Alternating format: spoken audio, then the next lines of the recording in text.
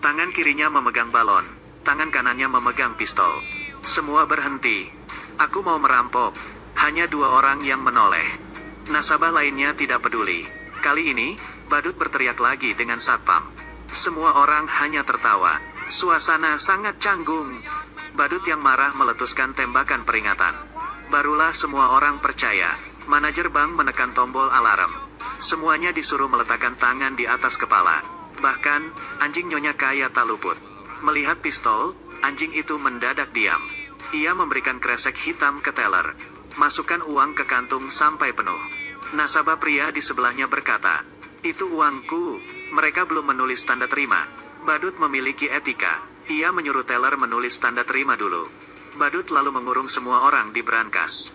Satpam tua membantu menghitung jumlah sandera. Setelah semuanya masuk, tanpa disuruh satpam memberinya kunci. Ia lalu ikut masuk menyusul mereka. Badut mengeluarkan kantung plastik lagi. Isi sampai penuh lagi. "Diam kalian, aku tidak akan menyakitimu." Badut lalu memanggil manajer. Mereka bergandengan tangan menuju aula. Badut menyuruh manajer menelepon polisi. "Bila melawan, aku akan meledakkan bank ini." Badut menunjukkan dinamit di badannya. Saat ini, penembak jitu sudah mengintai. Begitu mendengar bank dirampok, masyarakat berbondong-bondong menonton. Pedagang keliling juga tancap gas ke sana. Kesempatan untuk mencari uang.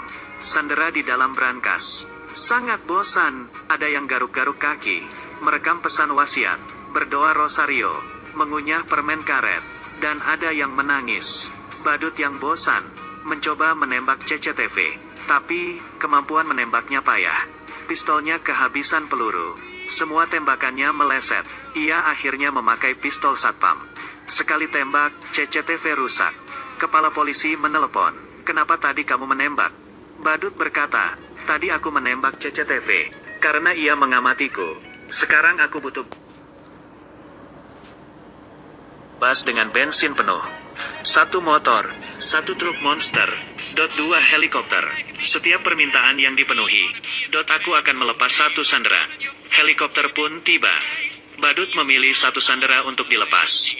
Pria yang menangis tadi, muntah di sarung tangannya. Entah siang tadi dia makan apa. Di brankas yang tertutup, semua orang jadi mual mencium baunya. Secara demokratis, Badut menyuruh sandera memilih. Semua orang menunjuk pria yang muntah tadi. Akhirnya, ia dilepas. Pria itu jatuh dan muntah lagi. Bas dan motor pun tiba.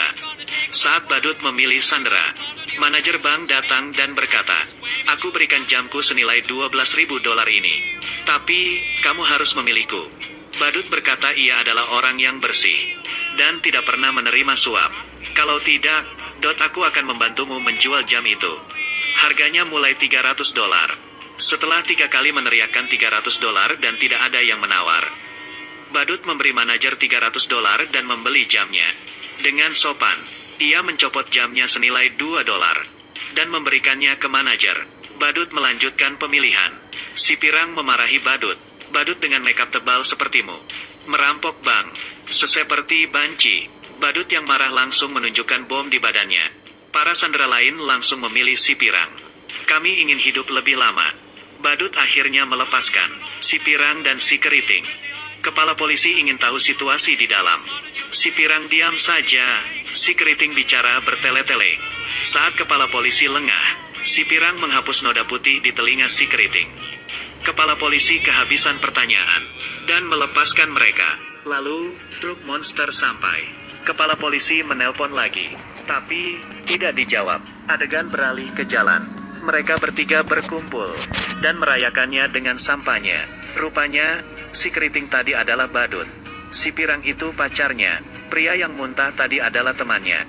Mereka berdua masuk ke bank dulu dan menyamar sebagai nasabah. Mereka bertiga berpura-pura jadi sandera untuk keluar. Badut menelepon kepala polisi. Ia berkata truk itu terlalu jelek, dan ia tidak suka. Jadi, ia minta truk itu diganti. Bila tidak, sandera akan ditahan. Sebenarnya, ini untuk mengulur waktu. Saat menutup telepon, temannya tak sengaja menekan klakson. Kepala polisi merasa ada yang salah. Di dalam bank, tidak mungkin mendengar klakson sejelas itu. Polisi akhirnya menyerbu. Di aula, hanya tinggal balon di langit-langit. Mereka bertiga tahu dan langsung tancap gas ke bandara. Tapi, mereka tak punya peta. Jalanan sekitar terasa asing. Mereka tersesat. Mereka bertanya pada pekerja di pinggir jalan, yang ternyata juga orang luar kota. Mereka juga tidak tahu. Akhirnya, mereka bertemu seseorang yang punya peta. Siapa kira pria itu juga perampok. Ia menodong badut dan mengambil dompetnya. Tapi, di dompetnya hanya ada 4 dolar. Badut bilang, jamku ini harganya 12.000. Lepaskan kami, dan ini milikmu.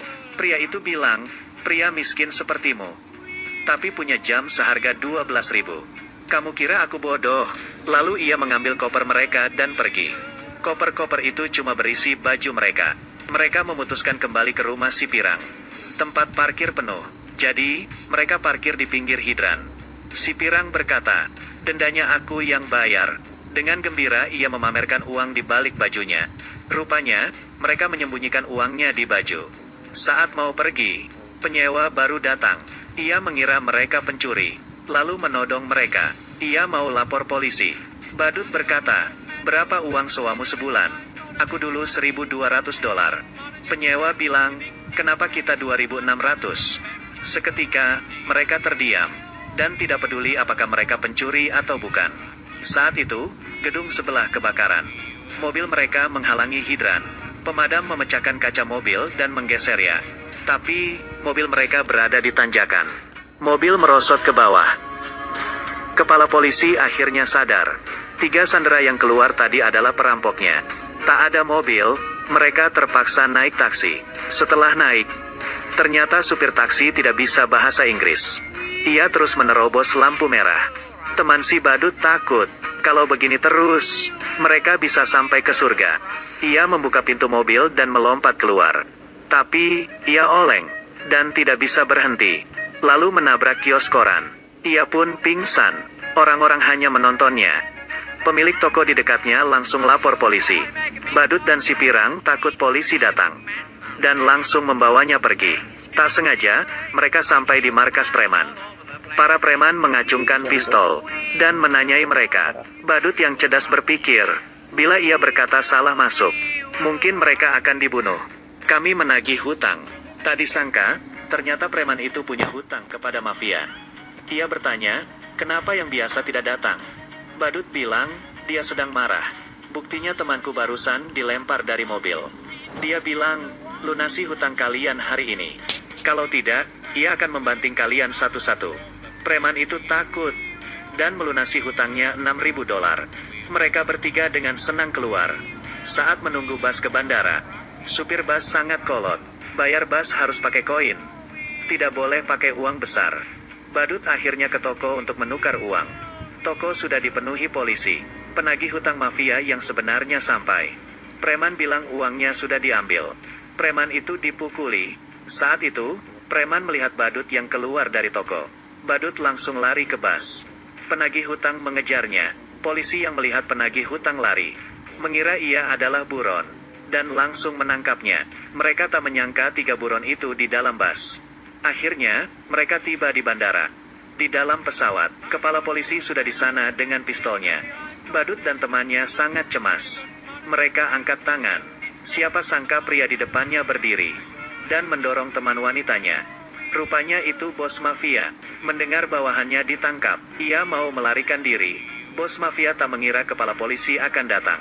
Ia mengira akan ditangkap, lalu mendorong teman wanitanya. Kepala polisi tak berani menembak.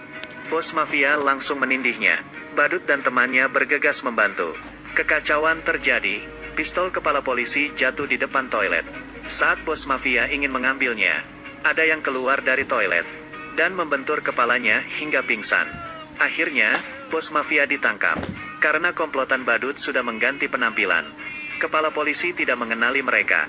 Ia bahkan memuji badut sebagai warga negara yang baik. Bahkan mencatat nama mereka. Setelah pesawat lepas landas, kepala polisi baru sadar. Nama yang dicatatnya barusan adalah nama badut perampok bank. Tapi, ia tidak rugi menangkap bos mafia. Keuntungan bos mafia 1 hari setara dengan hasil rampokan badut 1 minggu. Sejak saat itu mereka bertiga hidup bahagia tanpa beban. Film selesai sampai di sini.